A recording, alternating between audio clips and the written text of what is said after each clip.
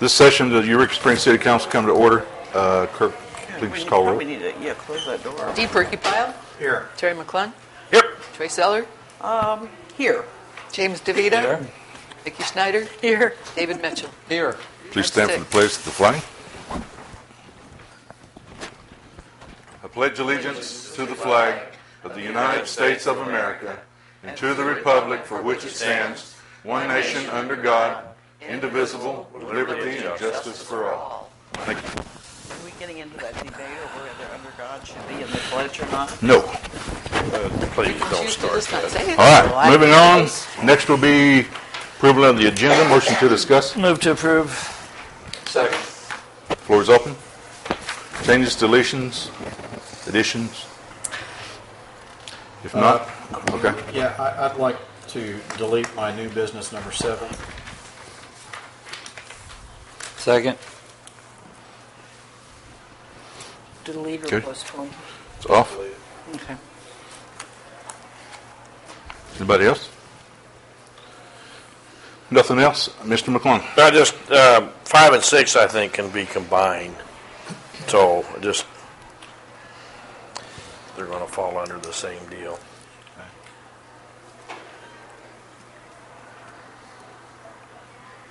Oh, okay. There's a second? Second.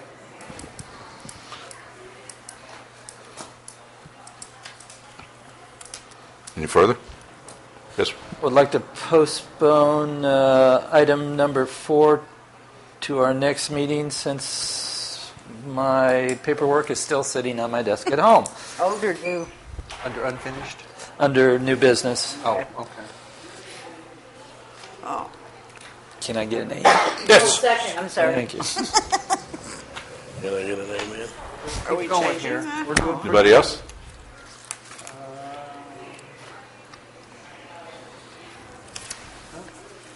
Okay, so my understanding is all of unfinished business 1 through 4 is the same.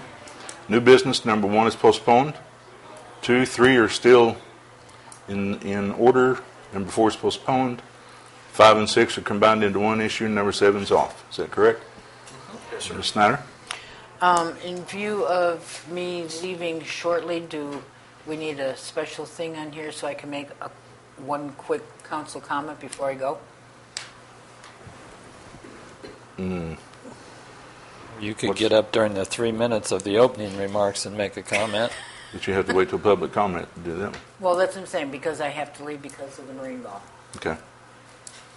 Yeah, you can do it during public comment if you want to. Okay. Make me laugh All on right, that. no further on the agenda then. All in favor of the amended agenda, say aye. Aye. No, say. Any opposed, say no. Sorry. Okay. Next will be approval of the minutes for October the 27th, 2014. Motion approved. Second. Changes, deletions, corrections? If not, all in favor of the agenda as it is, say aye. Right. Minutes. Aye. Any against, say no. Minutes. Minutes as opposed to agenda. Yeah. Yeah, for October 27th. Anybody want to make any comments? You said agenda. We're talking about. Okay, sorry. Minutes. Okay. All in favor, say no. Or all in favor, say aye. Any against, say no. All right, we'll get it right in a minute. All right, next will be commission, committee, authority reports, expired terms. I don't have any paperwork from any of the others. You have Chief's Heights in your file. Next will be public comments. Okay. I'll make the statement before we get started that each one of these will be 3 minutes, and there will be time till the minute, and I'll shut you off at 3 minutes, okay? So we can get everybody on here, all right? Laura Coker will be up first. Should we pass the list to Mickey? No, I'm going to go last. I'll put you at 8. Up microphone up front. Thank you.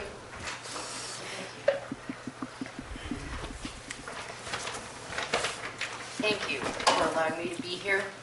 And I'd like to speak briefly on fluoride. Although I realize you've had enormous discussions and fights over it, I believe we have enough standing based on constitutional issues coming from a medical legal background. That is, I was a critical care obstetrics nurse, also working in neonatal, and as the highest risk, they trained us significantly in risk management and legal principles. So what I came from is, in essence, our nation or any state has no compelling interest in individual dental health. That's simply a fact. It's never been mandatorily covered or granted. You have income specifics high or low enough to get qualified. So the state legislature is also in violation of Medical Practices Act. You require a license to diagnose, treat, or prescribe for any human disease. They essentially have substituted unqualified political opinion or discriminatorily preferential opinions of experts or lobbyists with a vested interest in mandatory fluoride. You need to have a Papa Doc, that is a single individual, established within a medical framework, that is client and physician or client and practitioner, to be treated, diagnosed, or prescribed. The legislature has no standing to do that. You need a Papa Doc that's liable in civil or criminal court.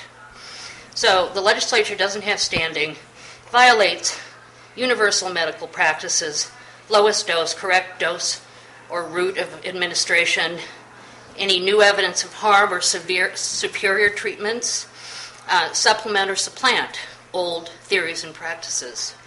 The fundamental issue is they have essentially taken away your right to self-determination and determining what your child will ingest, including at the earliest fetal stage.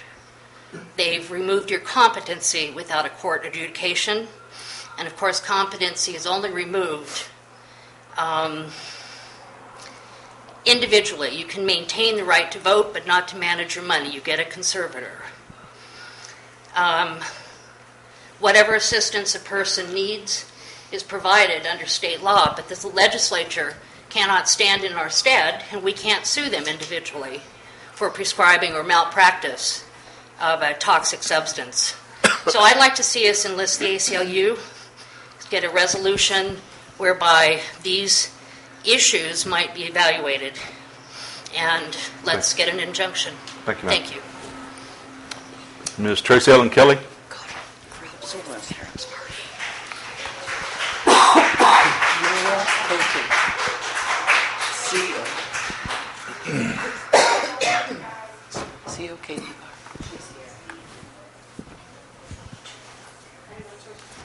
She'll come in. Diane or what? Talked with her. Yeah, I'm good. First time I've met her. Come in. Put down short for me. News already there. Hello. Do I start? Yes, ma'am. Go Okay. ahead. 3 My minutes. name's Trace Ellen Templin Kelly. I live at 190 North Main here in Eureka Springs. I just wanted a reminder to everybody that Good Shepherd Humane Society is still in support of the ordinance number 2219. More of us would be here tonight, but tomorrow's our big style show, the 34th annual one, so everybody's busy doing that. But I wanted to be here just to let y'all know that we still support it. And I've got 4 other members that are here that are in support of it. And we hope that you guys say yes to ordinance 2219. Thank you, ma'am. Thank you. Melissa Green.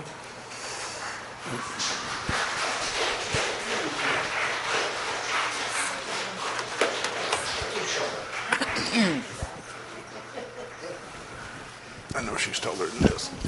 There she is.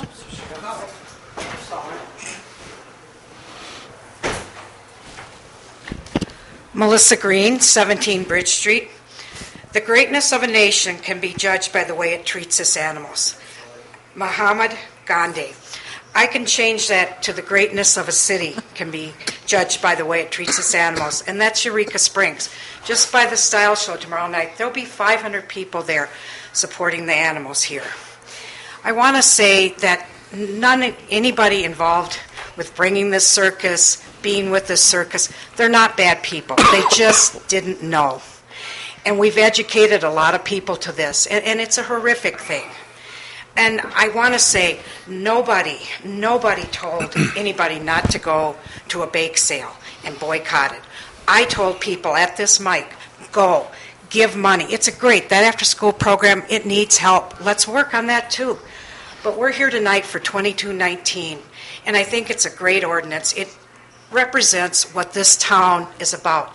This town has stood up for discrimination. This town gets together when people are sick and helps it. This town has more pets than they have residents. This is a great town, and this ordinance is just saying, like the NFL, like Willie Nelson, like Hart, like Richmond, Virginia, Waco, Texas, they're all saying no to abuse. The NFL is not reinstating star players because of the abuse. Willie Nelson lost hundreds of thousands of dollars for not going to SeaWorld because of mistreatment of these animals. Let's say no. You've got the chance to do it. It's a great ordinance. Thank you, and thank you for your courage. Amen. Ms. Nellie Mannering.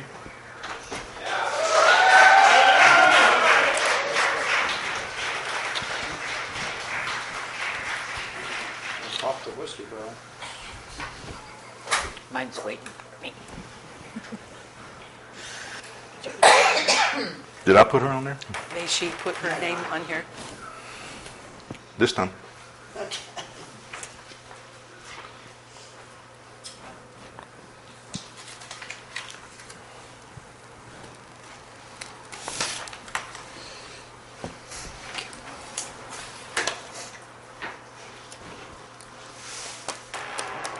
Miss Natalie, come on in. Yes, ma'am.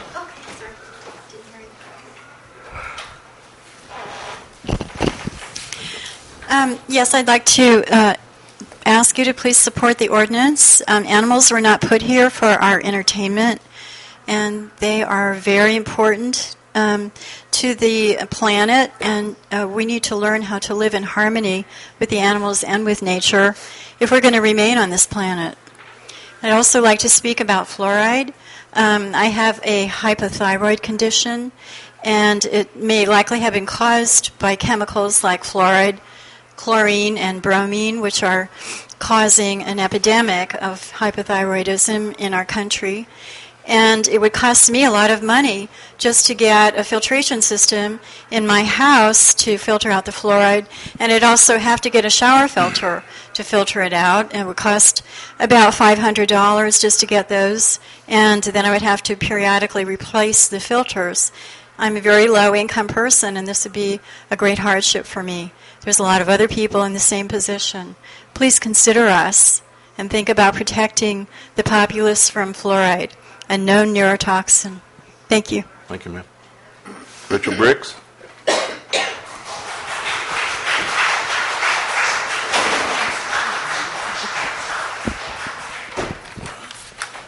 Sorry, Mr. Mayor.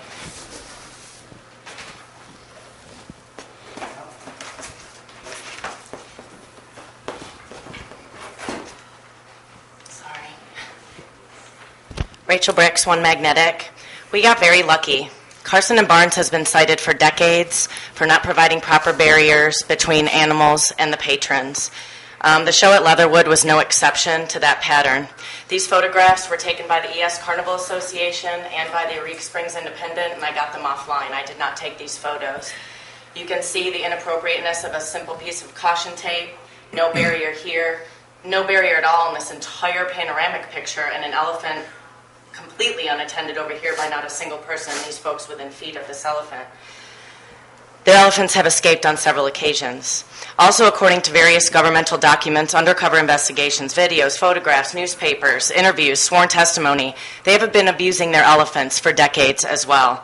The bullhook is the #1 control tool in the circus, and the severity of the routine beatings with these tools is typically enough to make the elephants behave during circus performances. Most circus goers don't even notice that it's there. But I just pulled these pictures, and I can point it out for you in every single picture. This is part of an owner of Carson and Barnes. She's got one too. Here's a couple more. Here's one, here's one, here's one. They've constantly got it with them. And this was at Leatherwood. This man here Habib Omar is identified in 3 separate photos by name by the Eureka Springs Independent. He is the exact same Habib Omar in the video that I sent you folks last week on video in Utah, shocking and relentlessly beating elephants out of control at a performance in Utah. This guy was in Leatherwood. We invited him here and we paid him to be here and break our ordinances against animal abuse. I remind you that 27 countries, 46 cities, and 21 states have full or partial bans, and the Congress is working on passing a bill right now against these circuses. The circus held at Leatherwood was not a success, and we're not just a noisy minority. It simply just was not tragic. In the future, we can invite human-only circuses, and we have to wonder why this is not good enough for people who oppose this ordinance. This is ridiculous. These animals do not even belong in this country, let alone sitting on stools and performing for us to make money. Please, please pass this ordinance. Thank you very much. Jen Grinnell.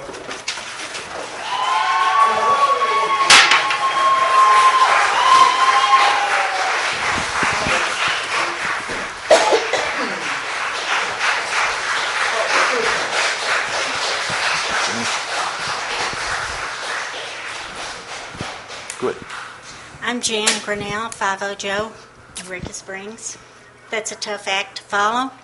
I support the ban against circuses, and I think it's a positive step for Eureka Springs. One more thing. Mr. Purkeypile, thank you very much. I hate to see you go. Joyce, welcome back. All you guys have been great. Thank you. Thank you, man. Bosa Tory.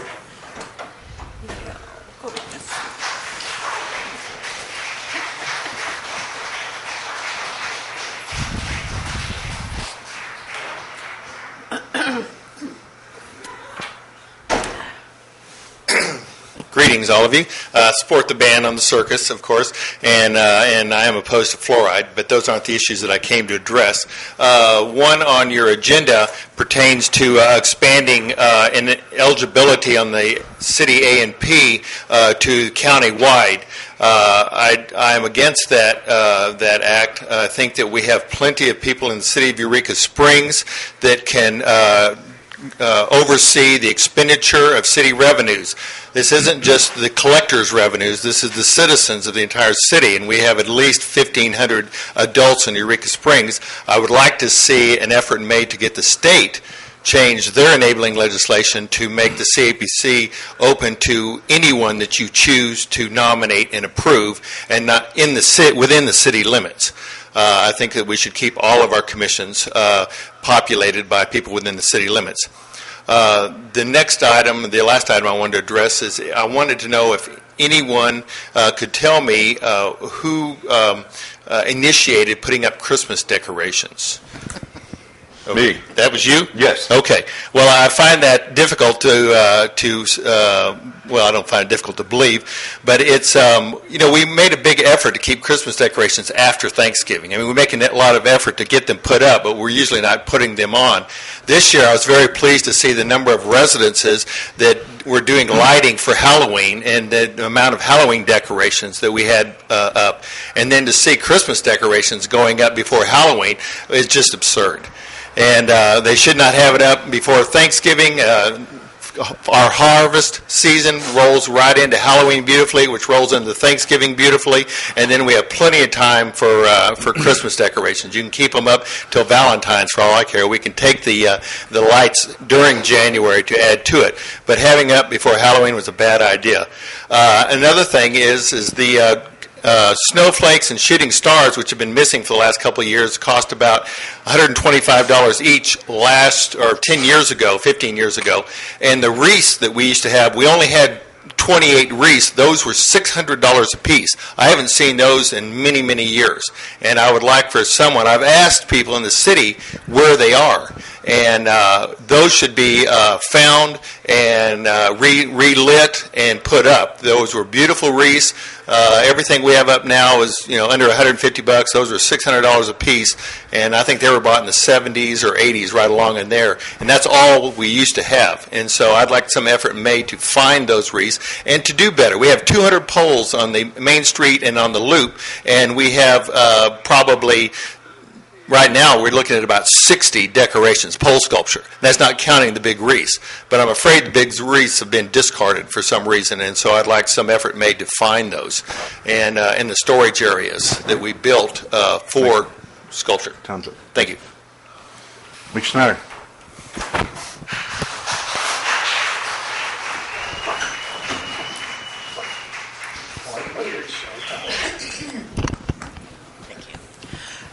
Since I'm co-hosting tonight the Marine Birthday and Veteran Ball, I will be leaving after the first couple of things, but I did want to say, put in my word for later on in the meeting.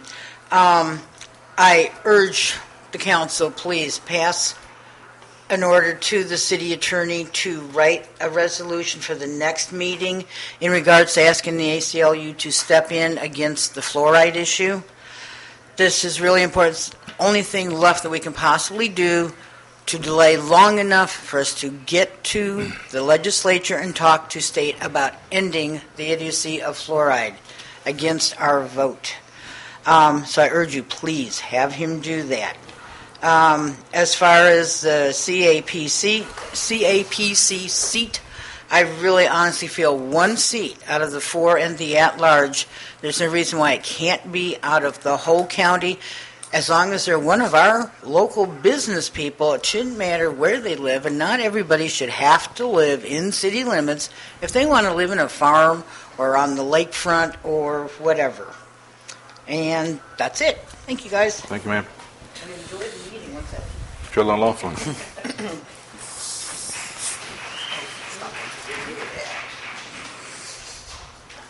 Good evening. Good evening, and thank you for taking our comments. After all, we are your boss.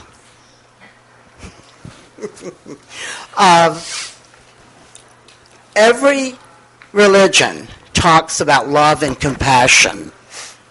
Every religion. Christianity is the dominant religion in the United States, but sometimes I see more love for the dollar than I do for each other.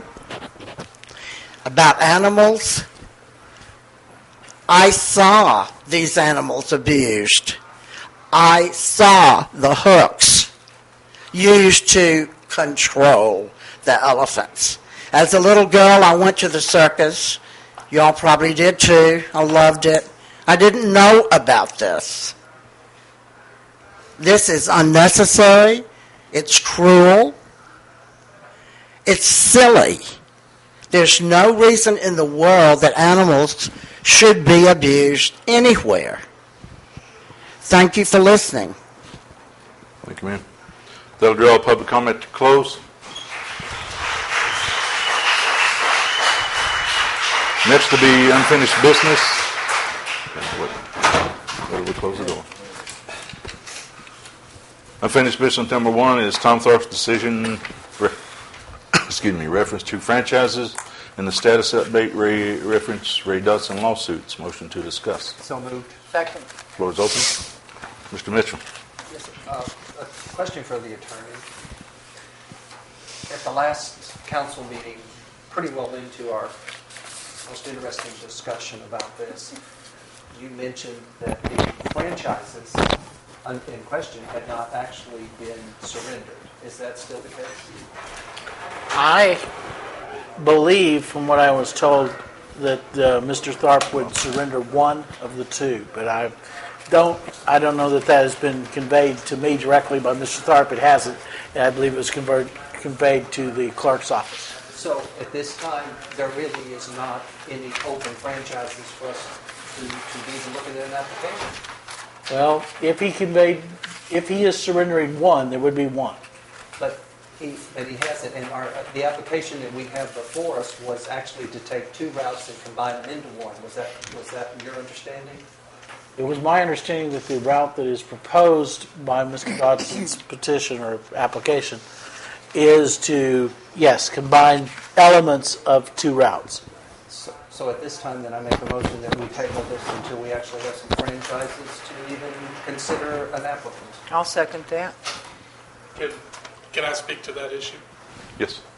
Okay. We actually, just to try to help provide some clarity, as we went in and amended, after the discussion, we wanted to try to make sure that we complied with everything that you were looking at. We amended the application to be just for one franchise, and we did. We got a copy of the letter from Mr. Tharp, or email or whatever, where he indicated that he did have intention of keeping one of the franchises, and he wanted to basically surrender one of the franchises. So he said he had no intention of renewing that franchise. And so what we're looking at is that route number 1, I believe, the one that runs along Main Street. And that is what the application is for that one route. So that was the one that was submitted on Friday, I believe. Okay.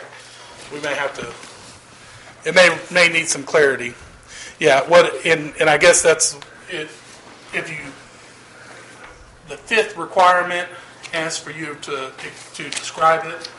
And after looking at it, I realized that it may be kind of hard to understand, but it does indicate it's just the one that runs along Main Street. So if you have a color map, it is the one that is in the yellow, not the one that's in the green that we're requesting. So we're requesting Route 1, not Route 2. Obviously, my client would like to have Route 2, but if it hadn't been surrendered, then there's something that has to be handled before that ever happens. Mr. Mitchell. Question for the attorney. When the wording that we have for our franchise talks about animal drawn carriage, and one of those franchises that has been given out is moved into a litigious situation and is being challenged, is it possible that we can postpone any more franchises until we understand where the wording is going on our franchise at this point in time, instead of just expanding our litigious routes?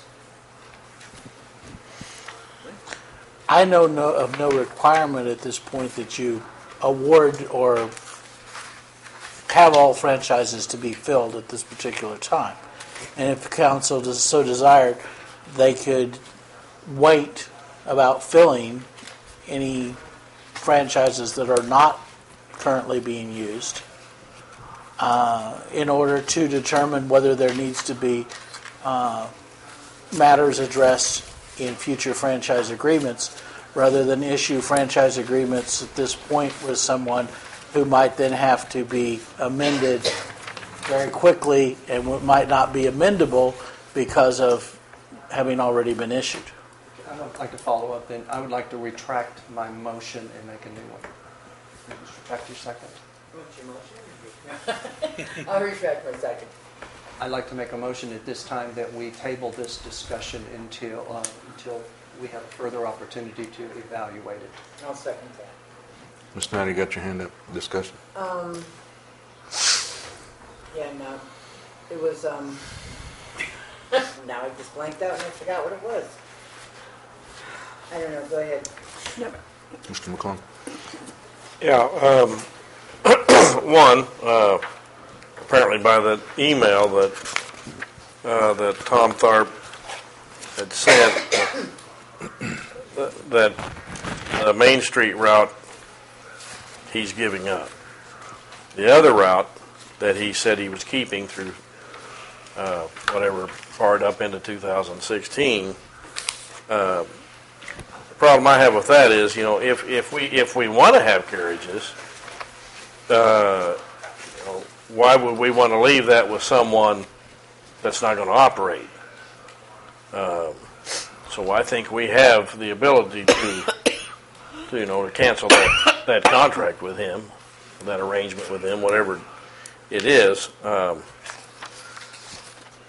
So I think before we decide anything, we need to know exactly where we stand with these routes, legally from our city attorney, before any kind of decision's made one way or the other for Mr. Dotson or any other applicant. Ms. Snyder? Sorry. In case somebody needs it, I have the complete animal drawn carriage doohickey. Very familiar with it. We don't have any kind of anything that says if someone doesn't want to use it, we can take it away. Mr. Dotson has had his thing for over a year, has been here once. So you can't sit there and come against Tom. You're going to come against him too. The other thing was, in view of the pending lawsuit against the city on behalf of Mr. Dotson bringing that against us, I would like to see you amend your motion to say we don't do anything until these things are settled. We're being sued by the man who wants this.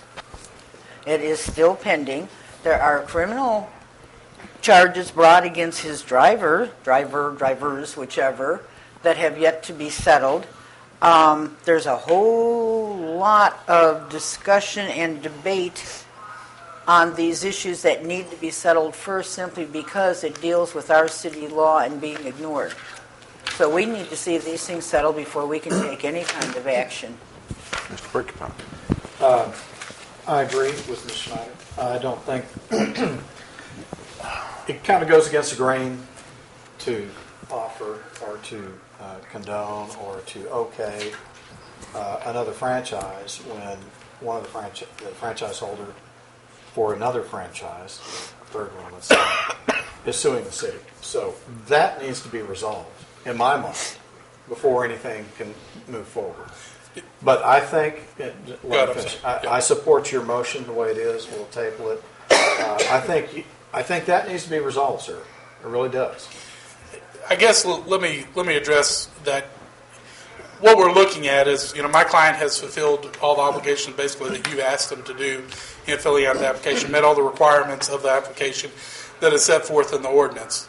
Basically, we've satisfied everything that the city has said is required in order to get a franchise agreement.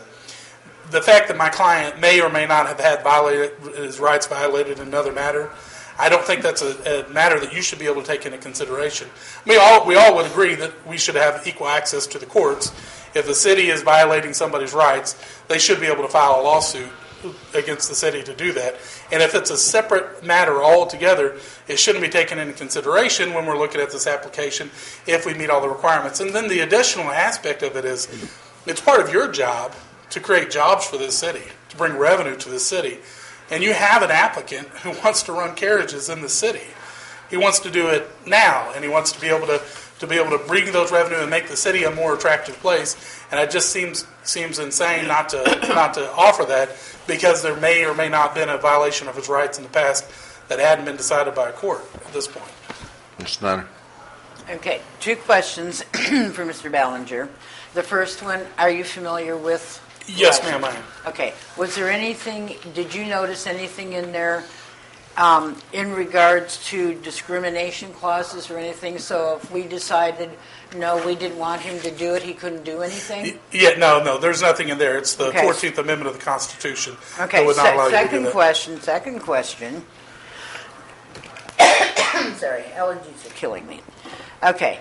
Second question is, as an attorney, do you feel it's right that we, a city who's being sued by a man who is going against our laws, that it would be right for us and smart for us to say, yeah, we're going to go ahead and do this even though you're suing our pants off? Would you agree that a person is innocent until proven guilty? Let's finish it. And I agree with that. That would be nice to get that matter moved on. I'm sure my client would be happy about it. But at this point, there's not been any guilt in the criminal.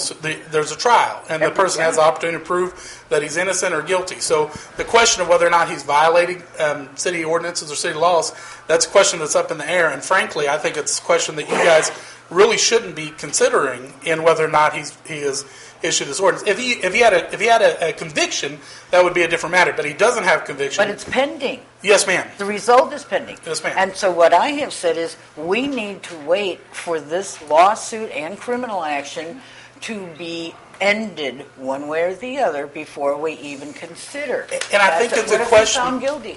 I think it's a question of whether that violates his 14th Amendment rights. What about our rights? To equal well, you're a city. You actually have very little rights. But it violates his rights to even take that into consideration in this matter. I think what you got to do is look at the facts before you to make the decision whether or not he's met all the requirements of the application or not. But what's being said by you and others is, okay, Tom isn't doing his route for his personal reasons, therefore he should be removed. How long has your client, how often?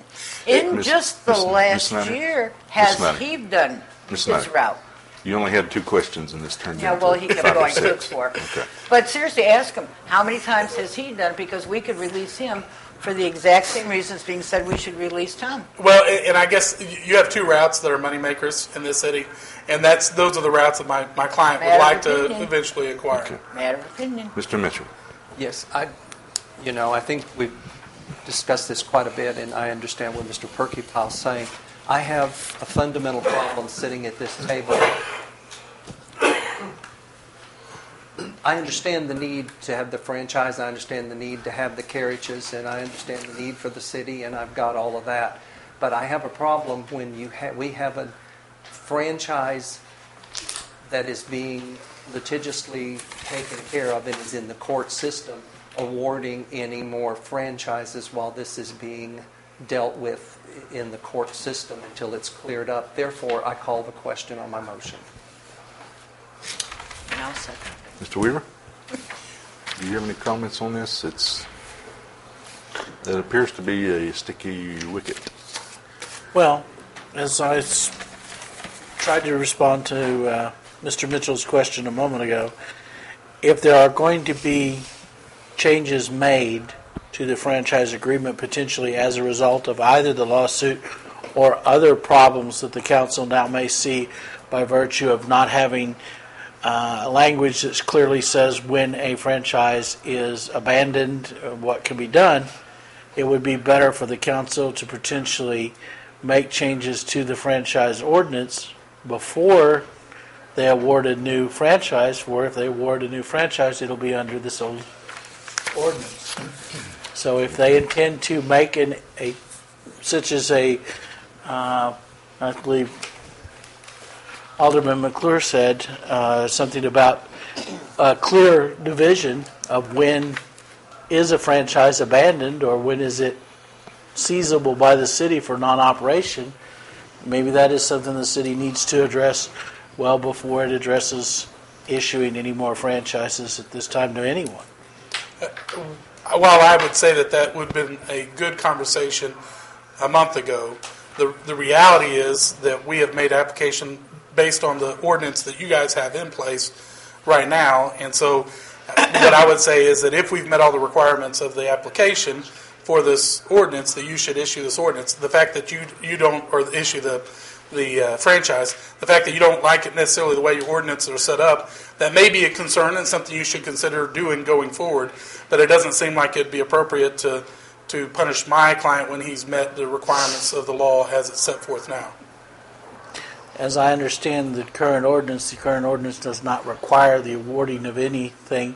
This city and many other cities have in the past issued moratoriums on building permits and various other things when they saw the need to address fire code violations or any other kind of code violations that might be needed in their own codes.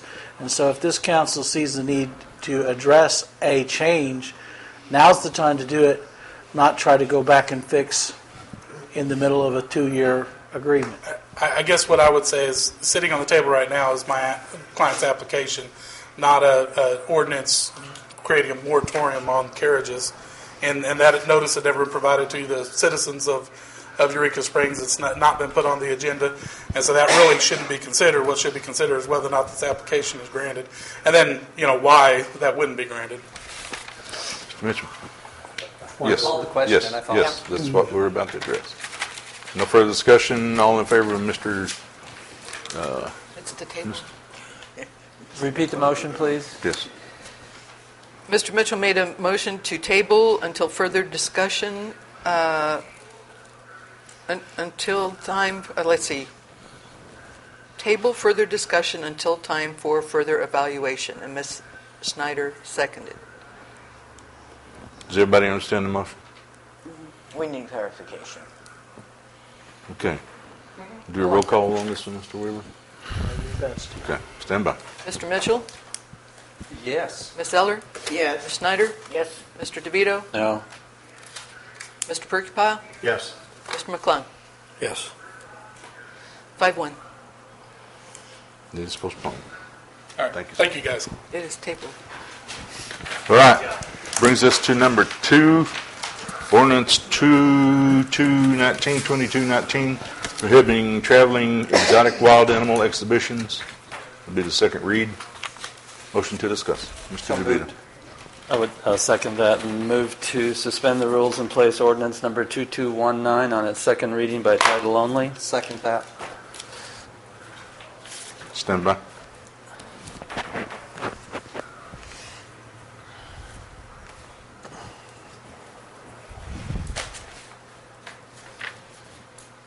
Mr. McClung? Yes. Mr. Purkeypile? No. Mr. DeVito? Yes. Ms. Eller? Yes. Ms. Schneider? No. Mr. Mitchell? Yes. 4-2.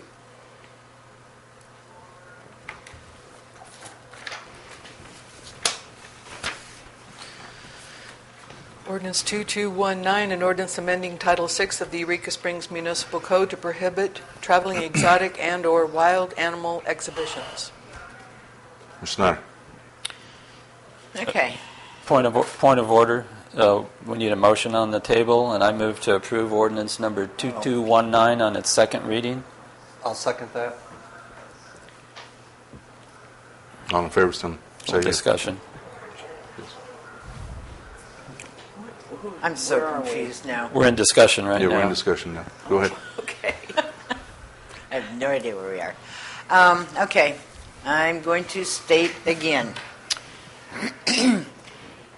This issue is most definitely a personal rights decision. We are not experts. We do not have the right to say, I don't like it, so you don't get to do it. That's what this ordinance, any ordinance without a vote of the people, is doing. No one here, no one there has the right to tell the people of this town, it's my way or no way, tough toenails, like it or lump it. That's illegal. It will definitely be a lawsuit. It will definitely have petitions for votes of the people. They've been walked, they've been signed. I have yet to see one, but they are out there and they are done. Point being, this is not the kind of issue we can make a decision on. If we try to make a decision on this ordinance, yay or nay, if we make a decision without just letting it quietly die for right now, we're going to be sued. Now, y'all wouldn't pass a simple little ordinance on fluoride that merely would have been a hair chance of a lawsuit, and yet you're willing to get sued on every single line of this ordinance, as I pointed out the last meeting. That's what will happen, and this is EUREKA. I don't care if no one in the country's ever sued. This is EUREKA. You know how that works. Ms. Zeller, give you a chance to Generally, in Eureka Springs, if the city council, advised or not, ill-advised, passes an ordinance that the people disapprove of, a petition is immediately walked and it is put on the ballot of the next election. So I don't think there's any problem here. I think the majority of the people in Eureka Springs clearly, according to my email and my phone calls, do not want wild animal shows within the city limits of Eureka Springs. So if we pass this ordinance, there's no problem here. If they don't like it, they'll walk a petition and put it on the ballot. Mr. Mitchell. Our city attorney wrote the ordinance carefully. Our city attorney has an active law degree, experience, education. I'm comfortable with the ordinance that he wrote. That's it. Ms. Snyder. Look, hold that. Mr. DeVito, your turn. Get a chance to tell him. Some people wonder why we need this ordinance, being that circuses come here regularly every 20 years. But this is not really about circuses in the area. This is about people in this community who feel strongly about an issue when it comes to animal rights. The animals don't have the ability to speak for themselves, and people in this community have taken upon themselves that responsibility to speak for the animals. And these are very heartfelt concerns that the people in this community have. We have a unique community here. We have great facilities here. We have a no-kill shelter, the Humane Society, which is overwhelmingly endorsed this ordinance. We have Turpentine Creek, which rescues abused animals nationwide and cares for them and goes to great lengths to provide them with environments that are as close as they can get. I'm just thrilled that these large cats are being moved out of cages into areas with grass and trees and will be able to live out their lives in some sense of dignity. And this is about dignity. This is about the dignity of animals. These are wild, exotic animals that don't belong or don't need to be dragged around the country for the entertainment of people. It's obvious what's occurring nationwide and worldwide with the advent of things like Cirque du Soleil and the cirques that are around this country and around the world. People are flocking to those. Circuses are on the way out. The large animal circuses that once were pretty common in this country are now disappearing, and that's a good thing, and there's a reason for that, and that's because people aren't interested in that form of entertainment. I went to the circus as a kid. I didn't realize what was going on behind the scenes, and that's what's being revealed to a lot of people here in this community, the abuse and the unnatural ways that these animals are treated. We also have a facility here in Eureka Springs called Go East Young Dogs. I think that's what it's called. This is about the compassion and caring of the people that live in this community. Quite frankly, from a purely economic standpoint, I felt it was a poor choice by whomever chose Lake Leatherwood for the site for the circus. I mean, if you wanted to have a lot of people to attend the circus, you should have put it in Berryville at the fairgrounds. You would have been able to access all the people in Green Forest as well as all the people in Eureka Springs. So, if any circus is thinking about coming back here in the future, which I seriously doubt they would come to Eureka Springs, it's obvious that they would go to Berryville. That's a short drive from people in this community if they want to continue to see that kind of thing. But Eureka Springs is a special place, and I think this is manifest in this ordinance as to who we are as a community. We care for the least among us, and those are the ones that can't speak for themselves, and that's why the people in this community have come forth to speak for the animals. And I think this ordinance deserves our approval on a second reading. Ms. Schneider. Just make sure everybody understands, I am an animal advocate. I also believe in doing it the right way rather than the lawsuit way. The petition's been walked, that's done. I suggested last time, make it an opinion, not a determination. You can say people of Eureka do not want to have. That's an opinion, it's unsuable, it's exactly what you wanted, it's one line, that's all it takes.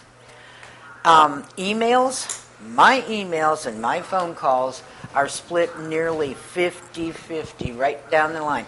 This is not anywhere near 100% on one side or the other. It is very evenly split. People want to have the right on this kind of an issue. It's a personal rights issue, I'm telling you. You can't sit there and say, I'm the only one who can decide for you. You're going to do what I say, and that's it. That's what this is. Keep in mind, we're talking, it's specific to wild and exotic. We care about all animals. Why aren't we including rodeos? My personal thing that I hate. Horses, dog shows, anything. If they are not out there just strutting their stuff, if they're doing abnormal, Lipizzaner's leap, they do this thing. Why are we only doing a small little part as opposed to all? Why is it not all or nothing? Why is it this? And if it's this, why is it not simple? And why is anybody afraid to let the people vote? That's my biggest question. Any further? What's the rush? Mr. Purkeypile, did you have a... Oh, no. I thought I seen your hand. Just come up. waiting to Okay. do some real Any further business. discussion on this? All right. Do we have a motion on the table? We do. And a second? We do. Okay. All in favor, say aye. Aye. Any opposed, say no. No.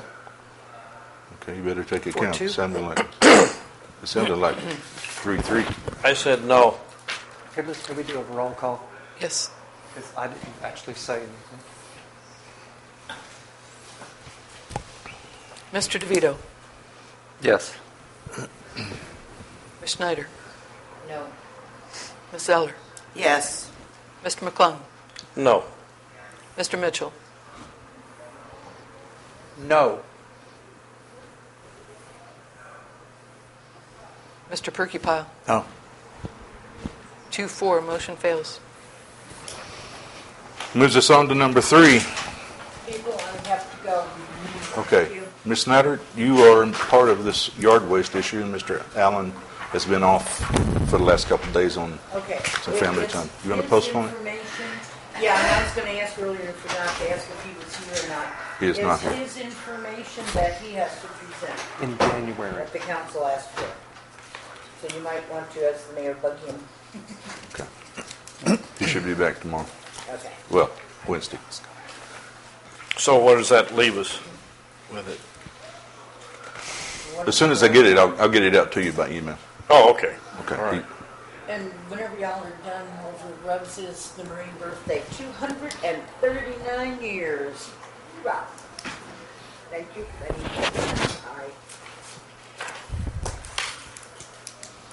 All right. Okay, we postponed. Do I need a motion to postpone that? In a second. Second. The yard waste issue. Move to postpone to the next meeting. Second. Second. Okay. All in favor, say aye. Aye. Any opposed, say no. And you will email us, correct? Yes. Yes, okay. Thank So you. did it. Thank you, sir. Well, I guess we just as well postpone the resolution for the artwork, because do we have a resolution? No, I didn't. Yeah. I didn't Yeah. find it. Where was it? It's, yeah, in your box. Yeah. I read one just a little while ago. That's there. It was down here. You can have this one. Oh. It has. Oh, there it is. Okay. Never mind. Okay. That was my Emily Catch up with Lapella. you here. Not very good. Excuse me? We approved this tonight, didn't we? Yes. Okay. Never mind. Okay. Let me make sure I have it. Okay, I don't have that one. Which I just didn't print it off, apparently. Okay. I Doesn't handed it to Diane. Okay. All right. Anyway, you have it before you. Motion to discuss. So moved. Second. Floor is open. Go ahead. Yes, sir. I'd like to make a motion to provide this resolution a number. Yeah, we're going to have to get these people to quiet down a little bit. And read it. Or passage. She went out, James.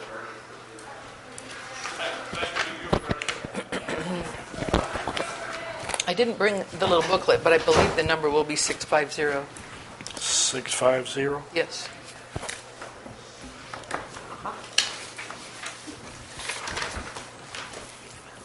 Okay. Mr. Mitchell? Yes. Mr. McClung? Yes. Mr. DeVito? Yes. Mr. Purkeypile? Yes. Ms. Zeller? Yes. 5-0. Resolution 650, a resolution in support of the use of certain city property for the public display of stair art. Whereas the City Council of the City of Eureka Springs, Arkansas desires to promote business for the city, and whereas the mission of the Eureka Springs Arts Council is to advocate for the arts and to encourage, empower, and coordinate a sustainable arts economy through the diverse creative community of artists and arts organizations in Eureka Springs. Now therefore it resolved by the City Council of the City of Eureka Springs, Arkansas, that Section 1, the Eureka Springs Arts Council is approved to use certain city-owned property for the display of art as follows. Stair art to be painted on the riser portion of the city stairs extending from Spring Street to Main Street along the building edge located at 19 Spring Street. Section 2, the said period of use shall be no less than 3 years with renewal possible by future resolution. Section 3, the Eureka Springs Arts Council is hereby authorized to develop guidelines, rules, and regulations with regard to said displays as necessary. Okay, thank you. All right, that moves us into new business. Number one's been postponed. Number two is an ordinance allowing an at-large seat from within Carroll County to serve on the CAPC. Motion to discuss. So moved. Second. Floor is open. Mr. Mitchell. There's a lot of opportunity here at the level of city ordinance to have some good discussion about the CAPC and everything. And at the last meeting, I had asked our city attorney, if you have state statute here and you have city ordinance here, city ordinance can be tougher than state statutes, and I was told yes. So based on that, and based on the fact that it would be nice to have the state statute and the city ordinance and have an opportunity to have more discussion about it from an educated standpoint, I'd like to see us possibly set up a workshop to discuss the CAPC and what council thinks about it and where it's going. Ms. Eller. I don't understand what you need a workshop for. Are you talking about us changing the enabling ordinance for the CAPC, eliminating it, or because we don't have anything to say over how they govern themselves? We have the opportunity by state to have some opportunity to discuss things that are not in the state statute and have requirements that are established at the ordinance level, be that if they are stronger than the state statute. So I think other than just discussing the fact about one position potentially going to at-large, which the state statute said all along that the four members had the opportunity, had the opportunity to have been at the city or the county level. And what we're talking about here specifically that's on the agenda is that the at-large seat could go to also be at the county. And I think there's other opportunity potentially to be discussed about the CAPC. Does the chairperson rotate on any kind of schedule? Is there any kind of conflict of interest about immediate family members or family members getting any type of remuneration or being in line for monies that are expended by the CAPC? Is there, what about self-sustaining festivals? There's opportunity to have a good discussion, and I would like to see that. I would invite Mr. Mitchell to attend our A&P meetings. I've not seen him there yet, and I hope he will attend because they are very informational meetings at which time he might pose any questions he would like to for the commission. Or I'll be glad to sit down over a cup of coffee with him because I've been on the CAPC for quite a number of years and would be more than happy to discuss. Maybe even get Mr. Maloney to sit with him. What we have before us now is an ordinance, and I would like us to stay on track for what is on the agenda. And what is on the agenda is approval of this ordinance. I have had some conversation with the chair of the A&P. He felt that it might be a little bit narrow in that we were only looking at the at-large seat.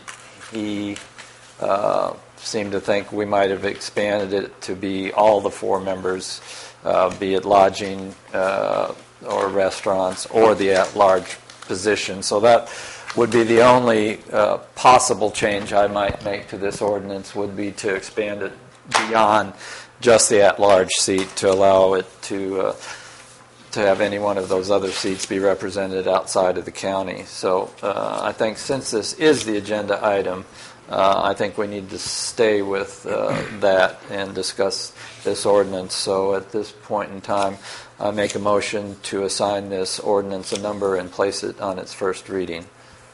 Mr. McClung? Point of clarification. If we want to amend it like you're suggesting, we have to wait till we read it, or till she, and I would suppose she needs to read it before we vote on it and then amend She it. could read it, then let's ask the attorney. Actually, there may be a second version that you already have that was written by Mr. Ritchie and Mr. Ragsdale, I believe. We've not gotten a copy of it. They have not got you a copy. There is a copy that they had written. You had directed as a council table. I went back and looked at the minutes, and at the meeting to make sure you directed for the one seat.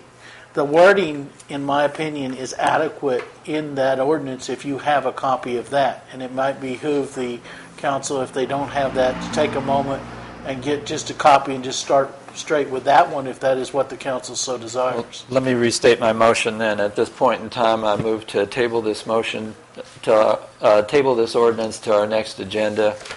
Okay. Second. I mean, there's To the next meeting. to the next meeting. There's nothing here because the seats have been filled for years that anything we do would not be taking effect for years. Yes, sir. I want to make sure everybody has one, Tim, so if we could make sure that all the council people have a copy of that before the next meeting. I'll make sure a copy gets to the clerk so that the clerk can distribute it. Because I think you're going to find that's the direction we want to go. Yeah. Any further discussion on it? Mr. Mitchell? Okay. No. All right. All in favor, say aye. Aye. Oh. Table. Okay. Oh, table, okay, so we need a roll call. Stand by. I'm sorry, I thought council had that, or we'd had it for you tonight. I did have a copy of what I don't seem to have any now. So to table this until the next meeting, Mr. Mitchell? It was my motion. Yeah, she's taking a vote, roll call vote. I'm sorry. Oh, you're doing roll call, yes, Yes. that's fine. Ms. Seller? Yes. Mr. DeVito? Yes. Oh, thank you. Mr. Going to go Purkeypile? get some. Yes. Mr. McClung? Yes. 5-0. Okay, it brings us to number 3, third quarter financials. Motion to discuss. So moved. Second. Floor is open. Ms. Clerk. Let me get caught up here. Okay. For the third quarter, I have copies of the check disbursements, receipts, the bank balances, payroll, and the debt service schedules. And it's always very interesting when people come in and actually read through the material, so I really welcome that. Okay. Any further on that? Any questions? Any discussion? All right, moves us on to number 5 and 6, which... Motion to discuss. Second. All right, let me read the 5 and 6 into the minutes. Discussion of having the Planning Commission and City Attorney work up an ordinance on minimum square footage for residential. And number 6 is discussion of residential requirements in C2 combined into the same issue. We have a motion and a second. The floor is open. Yes, sir. I have researched this book. I don't know if there's any other thing that would have it in there, but I cannot find anywhere that the city has any minimum square footage on residential construction anywhere. And I think we need to have something along those lines. I have some numbers in my mind, but I think maybe it probably would be the Planning Commission be appropriate for them to follow up with this and see if we can't establish some minimums. We also the building code is on the universal building code. There's that. but that has nothing to do with square footage. The only square footage requirement specified in this is for secondary buildings, and that's 250 square feet. That's it. And that they have to sit in the backyard. So it doesn't say that the primary residence couldn't be 150 square feet. And the secondary building can't be less than 250. So, I think we've got a problem. Secondly, if a residence is to be constructed in commercial, which is fine, and I have no problem with that, but I believe that a residence constructed in C2 would need to be built according to C2 requirements, commercial requirements, because the chances are eventually that structure will turn commercial. Very possible. So, it needs, might as well make it plain and simple right on the front. You build commercial a residence commercial, that's okay. But it needs to be to these codes. Mr. Purkeypile. To address what you just discussed, Mr. McClung, for instance, my residence is a new residence in commercial. It's probably one of the few new ones in the last several years. At this point in time, at that point in time when we built it, the bottom story was only going to be commercial, so it had to have 2 layers of Type X sheetrock, fire preventive sheetrock.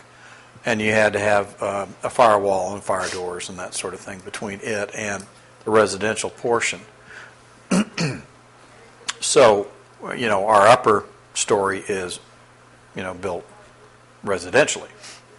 So, if you're going to do that and require it, for the entire edifice, their building, then that would definitely have to be a change in the ordinance, or an addition to, or a change.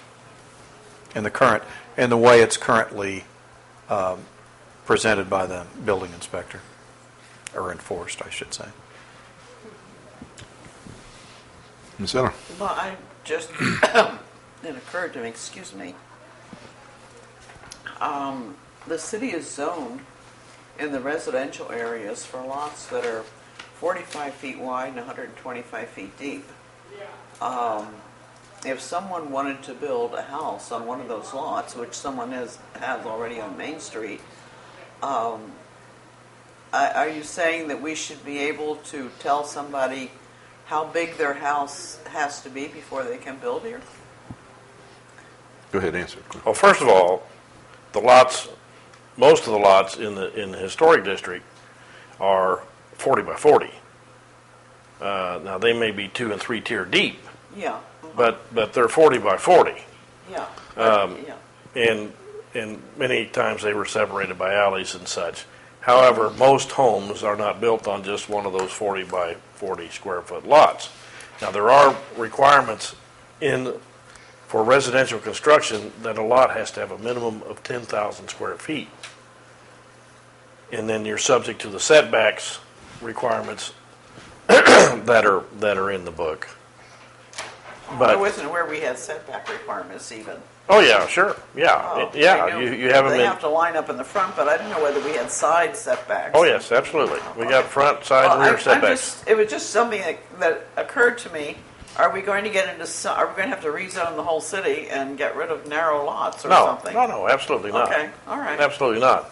And I'm not saying that it couldn't be a little different for the historic district than in what it has to be for R2. Okay. However, in that, because the R2 doesn't have to be all that large, but it's got to have something of substance. For an example, maybe like a minimum of 1,000 square feet with at least 600 square feet on one level.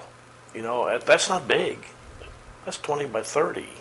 No, I live in 850 square feet. So. And that's an apartment. Well, you can build I could build a house this size. Yeah, you could build a 200 square foot house and move into it. I just wondered Possibly. what we were getting into here. Yeah, well, we got it. It's got to be done. That's why it needs to go to the planning commission. But I think we need to have those minimum requirements and with foundation and you know, and Mr. Purkeypile's point is well taken. Maybe there needs to be some allowance for that, I suppose. But in a commercial zone, you know, that primary structure, if somebody's going to build it on street level, chances are someday it's going to be commercial. Okay. Anybody else? Mr. Purkeypile. I would like to say, though, that, you know, on North Main, it's probably about 50-50 commercial and residential.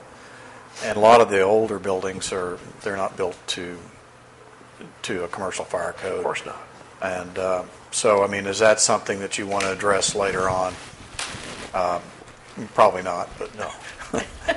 Smoke detectors are always good. Good point. Well, yeah, I would like to make a motion that we have the Planning Commission address these two issues. Second. And to structure an ordinance for our examination. I'll second possible that. passage. Further discussion on it? All in favor say aye. Aye. Any opposed say no. All right. Next item is agenda setting. Number 7 has been taken off the list of new business, so motion to discuss. Agenda setting? Yes. Oh, okay. Yes. Agenda setting. Who you wanting to go first? No, I just need a motion to talk about it. So About moved. what? Setting the agenda. So moved. Second. Second. Yeah, Whatever. like we always do. Yeah. Yes. I didn't know that, but okay. Okay. Mr. DeVito, you're top of the list. Nothing here. Mr. McClung. I would like to have a workshop preceding our second November meeting in regards to the 2015 budget and with emphasis on the fire department. And it would be great if we could have the fire chief here and anyone that assisted him with the budget to help us get a little better understanding on that. And so, I mean, it's up to you to get him here, if that's okay with you. But it may help us a lot if he was here. Anyway, so that would be a 5 o'clock workshop. Anything else? No, just that one. Mr. Mitchell? I'll give him a second on Yeah, that. okay, go ahead. Mr. Mitchell? Nothing. No, thank you. Mr. Purkeypile? I don't have anything. Snyder's out. Ms. Zeller?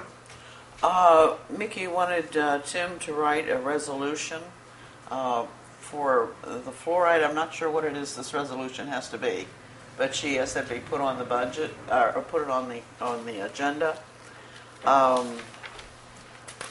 I would have to clarify with her, but I want to make room on the agenda for it to find out what it is supposed to be, this resolution.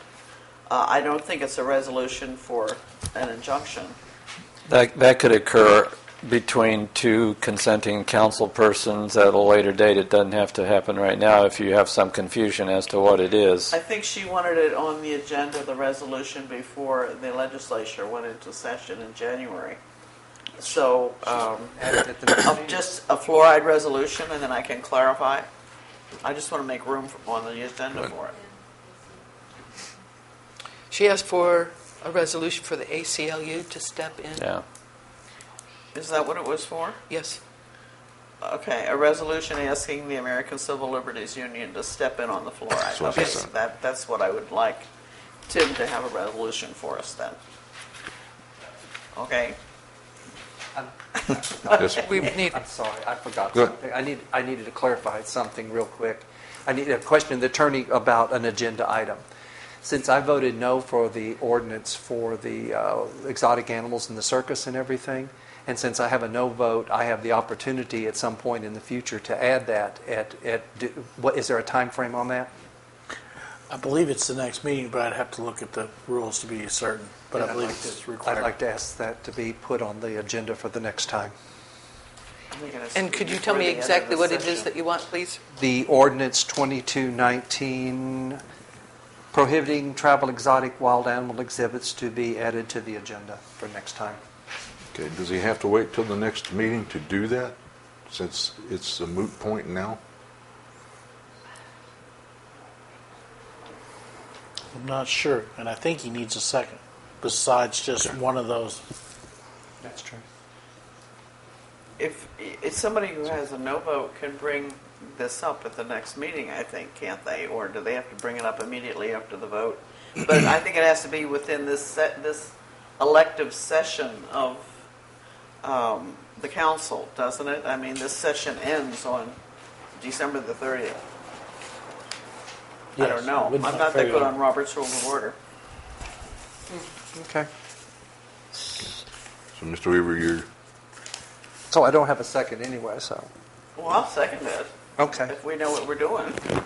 Okay, Bringing it back for discussion. For the sake of the minutes, we'll put it back. We'll put it on the agenda setting, and should there be any difference, then we'll just deal with it from there. Was there a second on the resolution for the ACLU to step in on the fluoride issue? I think that has to be made an agenda item next week. That wasn't on our agenda for discussion tonight. I'm asking for it to be put on the agenda for the next meeting. Okay. Okay. And do I have a second for it? I'll second it. Okay. Okay. All right, that'll close agenda setting. Council comments, Mr. DeVito. No comment. Mr. McCoy. Just wanted to check and see with Mr. Mitchell or Mr. Weaver any progress on the hospital contract. I've not heard from anyone. I have not heard anything, and since time was of the essence for Allegiance, and the ball is in their court, there's nothing we can do. They've said last communication to me was that they would get us something in writing. Okay. All right. Thank you very much. Mr. Mitchell. That's all. Oh, Mr. Mitchell. No, I just want to congratulate Mrs. Zeller and Mrs. Armstrong on their re-election. Congratulations. Thank you. Mr. Purkeypile. Yeah, I have a couple things. I want to thank all the veterans through all time. Veterans Day is coming up tomorrow. I'd like to also give thanks for Thanksgiving. It happens to be my birthday this year. Thank you for being born. So I thank you for being here. And also I'd like to thank this council for being what I would deem in my 6-7 years here, positive influence on the city and the direction the city has gone. And I congratulate you all on your next 2 years here, and support you guys. I've enjoyed working with you, each and every one of you, including the city administration. Yeah, whatever. And That's kind of what I thought. And Tim too. Thank you, sir. So there will be a second meeting in November? Yes. We didn't say that. It was voted on the first year. We have one meeting December, one meeting November. Yeah. Yes, sir. I make a motion. We have it falls that week, but it's on Monday. So I make a motion that we have a meeting. Today's the what? The 10th? Be the 24th? 21st? 24th. 24th. Okay. So when's Thanksgiving? Dang it. The following Thursday. Okay, so we'll make that an agenda item for you, sir. Yeah, we got stuff to do. Okay. Did he get a second? I'll second it. Meeting date in November. Darn. 24th. The Grinch that stole something. Well, we can't really make it an agenda item. No, Because it that would is be the the next meeting. meeting. It's the next meeting. So the decision kind of needs to be Yeah, made now. we have to have. We need Okay. that second November meeting. So you're saying we have to vote on it too? I think we Yes. do too. Yes. Mr. Weaver, is that legal to do since we're done with the agenda? I think we can, yes. All in favor, say aye. Aye. Any opposed, say no. Motion carried. Sorry. Mrs. Schneider is not here. Mr. Purkeypile, did you finish all yours, sir? Yes, sir. Okay, Ms. Zeller, you're next. You're last. No, I don't think. I couldn't Okay. say it anyhow. My voice is gone. All right. List of events is November the 11th, tomorrow, Veterans Day Parade at 10 a.m. November the 14th and 15th, Guys and Dolls performance by Berryville High School Choir at the auditorium at 7 p.m. November the 15th through December the 23rd, Snow Train Village at Gaskin Switch Village. I believe that's in the old Christmas shop, isn't it? Right there on the corner. November the 16th, Casablanca is the movie at the auditorium at 7 p.m. November 21st to 23rd, Talent on Parade at the auditorium. November the 22nd, Christmas Shopping Bazaar at Inn of the Ozarks Convention Center from 9 to 5 p.m. October 27th is Happy Thanksgiving. 27th is Turkey Trot at Lake Leatherwood Park at 8:30 a.m. And November 29th, Eureka Springs Art Bazaar, 10 a.m. to 7 p.m. in the Ozarks Convention Center. That is all. Motion to adjourn. Second. All in favor say aye. Aye. Any opposed say no. Motion carried.